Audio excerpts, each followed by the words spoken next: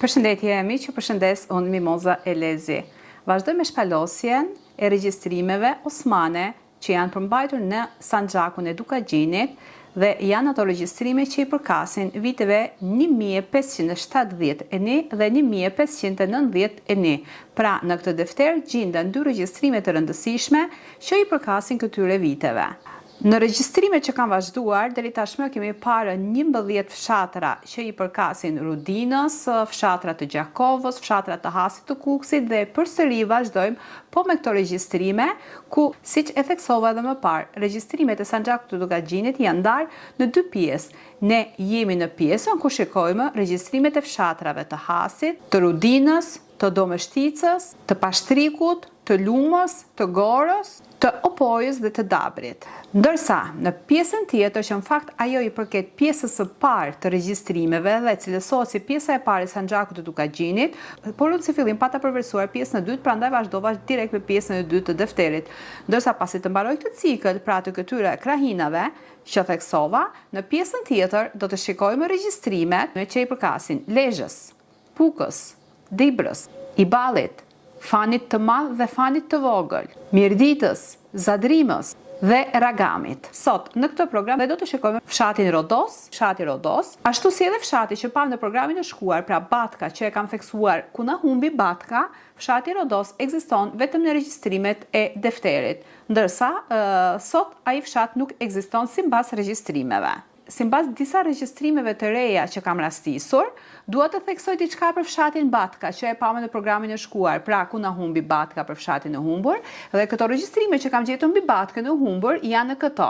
Në regjistrimet e reja gjeta që Batka në vitin 1570 kishte pasur një familje muslimane dhe 6 familje të krishtera, ndërsa në regjistrimet e vitit 1591 Batka mbarte 3 familje muslimane dhe 0 familje të krishtera. Pra, shikojmë që nga vitin 1571 deri në vitin 1591, edhe ato familje të krishtera, pak familje të krishtera që ishin zhdukur, dhe aty ishin shtuar familjet muslimane. Dhe kështu që me kalimin e kohës, siç e kam theksuar edhe më parë, pra duke u bazuar tek regjistrimet osmane gjithashtu, kemi parë se fshatrat duke u bazuar tek taksat e rënda, tek regjimi Osman, tek kushtet e rënda të territorit të veriut që njerëzit përjetonin në ato kohë, shumë fshatra janë zhdukur dhe sot ato kanë ngelur vetëm si emra në regjistrimet osmane. Pra, në këto regjistrime nuk shikojmë vetëm gjurmë historike, por kemi emocione të gjurmëve të rezistencës në kohët të shkuara.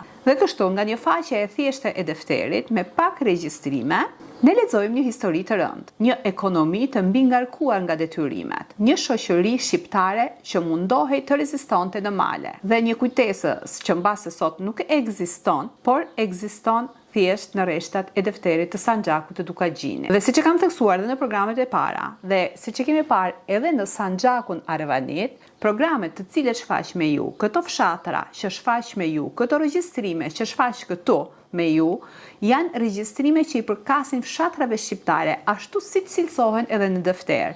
Pra, mbase emrat na duken diku si slav, mbase emrat na duken diku të ndryshëm, po mos harrojmë që edhe sot në çdo zonë të Shqipërisë, në çdo fshat të Shqipërisë, kudo në çdo qytet të Shqipërisë, rastisim emra Mahmudi, Muhamedi, Hasani, Hyseni e të tjerë që janë emra që nuk i përkasin shqiptarëve.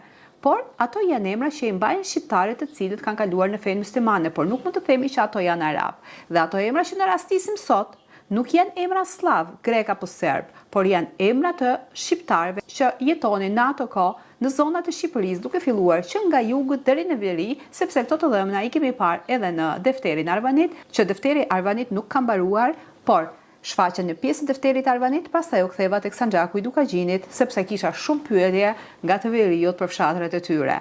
Dhe patjetër që do të vi edhe Elbasani, më kanë pyetur edhe për Elbasanin. Ato të dhëna që përvotësoj dhe ato të dhëna që mund të gjej qoftë edhe nga historianët të cilët i kanë studiuar dhe i kanë përkthyer këtë dokument, qoftë edhe nga arkivat e shtetit ton ku historianët kanë bërë studime, kanë bërë përkthime dhe në arkivat e shtetit ton gjenden edhe këto dokumente. Pra gjithçka që përvotësoj, qoftë nga Turqia, qoftë nga Shqipëria, do të mundohem që të shfaq me ju. Unë synoj të shfaq sa më shumë dokumente dhe të shfaq sa më shumë histori të ndryshme të shkruara nga historianët turk. Prandaj për këtë çështje kërkoj përkrahjen e të gjithë shqiptarëve, të cilët i quajnë këto programe si të dobishme. Gjithashtu kërkoj përkrahjen e të gjithë atyre historianëve apo banorëve të vetëdijshëm të disa zonave, të cilët kanë njohuri mbi ato zona të cilat u mundom të shfaq me ju, dhe ato patjetër do kisha dëshirë të kontaktonin dhe të merrim informacione të reja që të plotësonin programe të tjera duke u bazuar tek e shkuara dhe tek e sotmja. Ato të cilët duan të përkrahin ekonomikisht mund të bëhen abonent në kanalin tim ose mund të përkrahin edhe individualisht. Pra sot jemi përsëri në zemër të Hasit dhe ndalesa jon sot është një fshat, por ai fshat ekziston vetëm në kujtime dhe rastisim në rreshtat e defterit të Sanxhakut të Dukagjinit. Ai quhet Rodos. Dhe në këto pak rreshta që hasim në këto regjistrime, ne lexojmë zhurmët e një bote në ndryshim. Lexojmë një jetë që dikur jetohej aty, por ajo iku dhe s'u kthye më kurrë. Në ato pak rreshta, ne do të shikojmë një histori në brigjet e Drinit të Bardhë. Ne në këto pak rreshta të fshatit Rodos shikojmë lindjen, jetesën, braktisjen dhe zhdukjen. Derisa në këto regjistra ne hasim qoftë edhe disa paragrafe për një fshat si Rodosi, i cili theksohet në veçanti fshati Rodos, pra shikojmë që në ato kohë fshati Rodos ka ekzistuar si një fshat i pamvarur. Në këto regjistrime shikojmë që fshati Rodos është një fshat që është braktisur nga banorët, dhe shkaku i braktisjes patjetër që janë kushte të rënda, janë taksat e rënda.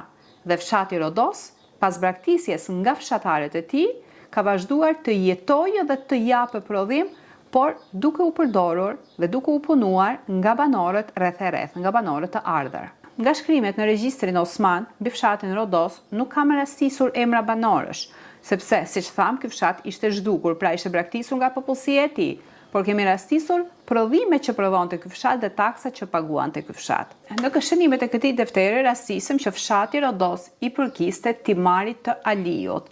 Pra, si të shikojmë këtu, Timar Liu ishte një musliman i ardhur dhe i vendosur në ato fshatra malor të zonës së veriut të Shqipërisë. Dhe të dhënat mbi fshatin Rodos janë këto. Fshati Rodos mvaret nga Rudina, gjindej pranë fshatit Dujk, që fshati Dujk e kemi parë në programet e mëparshme. Dhe fshati Dujk, me sa më kujtohet, ishte një fshat që i përkiste të Gjakovës. Është i braktisur nga rajatë, raja quhet popullsia e krishterë, e cila ishte detyruar të paguante taksa të rënda tek perandoria osmane.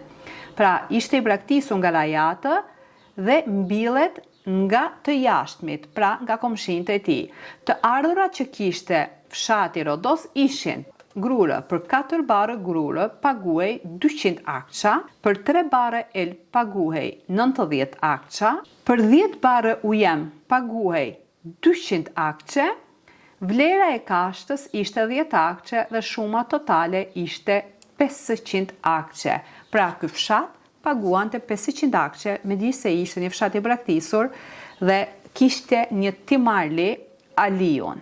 Dhe si që bab, në këtë fshat pagueshin taksa, pra kishte prodhim. Ishte në fshat që ishte një fshat i përshtatshëm për të banuar ashtu si që ishte banuar dhe fatkeqësisht nga kushtet e rënda, banorët e tij ishin detyruar ta braktisnin këtë fshat. Dhe ashtu siç rastisim edhe në shumë të dhëna arkeologjike që çdo ditë më tepër po dalin në pambi trojet shqiptare dhe veçanërisht për Has, që ka qenë një zonë shumë e rëndësishme e veriut të Shqipërisë, ku ishte një pikë kyçe lidhëse e Shqipërisë me Kosovën.